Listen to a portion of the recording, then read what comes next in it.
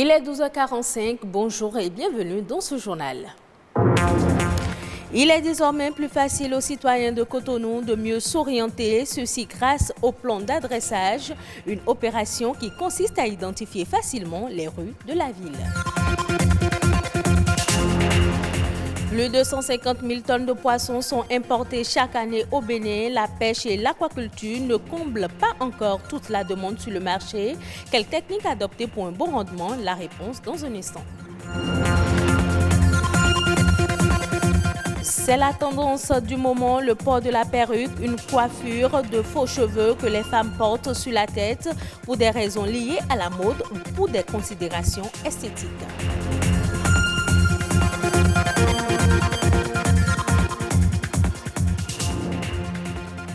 On démarre ce journal par cette brève après la délibération des résultats des épreuves facultatives et sportives du baccalauréat. Les candidats n'ayant pas obtenu la moyenne de 10 sur 20 sont retournés ce vendredi dans les centres de composition pour passer les épreuves orales. Cette dernière phase est l'ultime chance offerte aux candidats admissibles pour décrocher le premier diplôme universitaire pour le compte de la session de juillet 2020.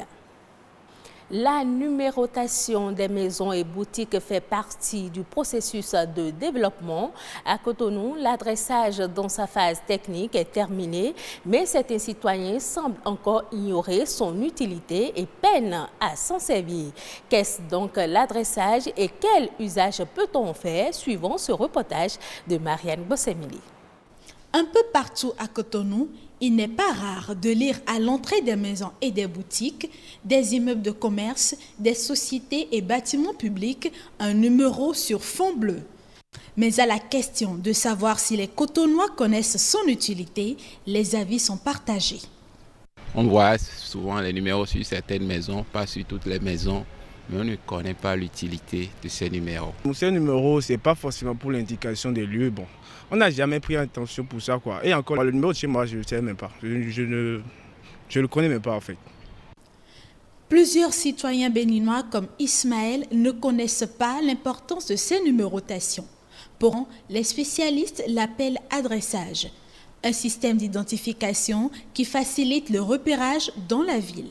L'adressage permet aux citoyens, aux entreprises, à tous les acteurs de la ville de mieux s'orienter. Par rapport aux ambulances, vous allez constater les interventions d'urgence. Ça permet aux populations d'indiquer avec précision à ces structures de mieux retrouver là où l'incident s'est produit. Comprendre l'adressage semble être une tâche fastidieuse. Et pourtant, pour se retrouver dans une zone par rapport à une adresse, la méthode est simple. Par exemple, derrière moi, vous avez l'entrée 17. Et après, vous avez une entrée qui porte le 39. Ça veut dire que l'entrée qui porte le numéro 39 est à 39 mètres à partir du début de cette rue-là. Et le 17 veut dire que c'est à 17 mètres du début de cette rue. Quelqu'un vous donne son adresse et vous dit qu'il est au numéro 1500, rue 6.144 par exemple.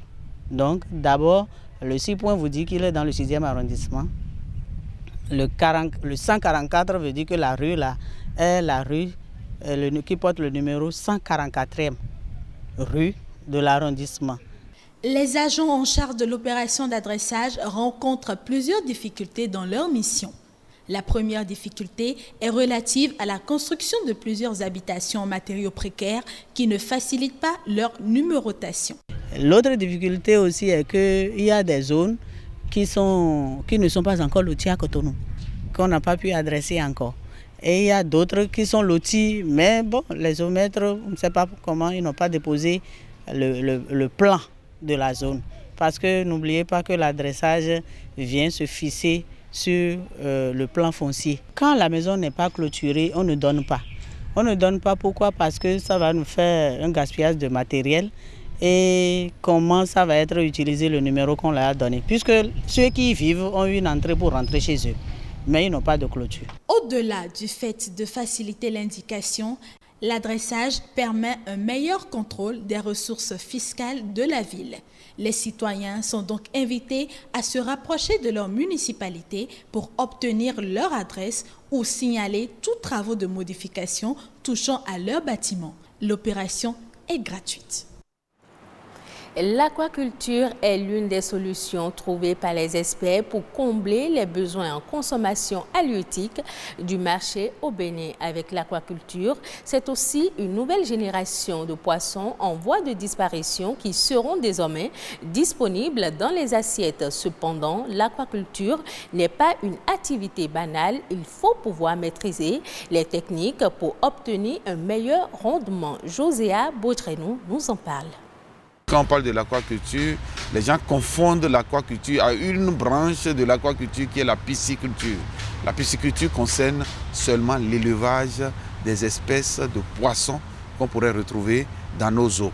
Et ailleurs, on peut faire l'élevage par exemple des huîtres, c'est une autre technique. On peut faire l'élevage des algues aquatiques et même l'élevage des plantes aquatiques, c'est aussi dans l'aquaculture. Celui qui veut faire la pisciculture doit d'abord savoir quelles sont les espèces de poissons à élever, où les élever et quelles sont les conditions dans lesquelles on peut les élever.